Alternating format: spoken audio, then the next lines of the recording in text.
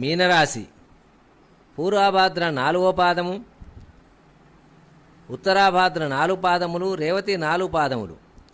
ఆదాయం 5, వ్యయం 5, రాజపూజ్యం 3, అవమానం 1. ఈ సంవత్సరము గురువు 3వ స్థానము మే 14 నుండి 4వ స్థాన సంచారము, శని 12వ స్థానము మరియు జన్మ శని సంచారం ఉండును. రాహు జన్మకేతు 7 సంచారము, జూలై 21 నుండి రాహు 12, కేతు 6వ స్థాన సంచార ఫలితములు.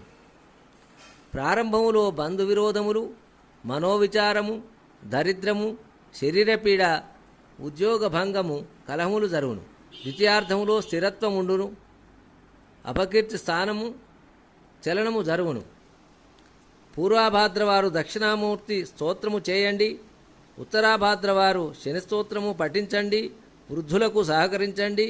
రేవతి వారు విష్ణు సహస్రనామములతో రేవతి స్తోత్రము పఠించండి. ఈ విధముగా ఈ యొక్క ద్వాదశ రాశుల యొక్క ఫలితాంశము జరిగిన కనుక సర్వే జనా సుఖినో భవంతు, సమస్త సన్మంగళాని భవంతు, నిత్యశీరస్సు నిత్యమంగళాని భవంతు, లోకా సమస్త సుఖినో భవంతు. హరి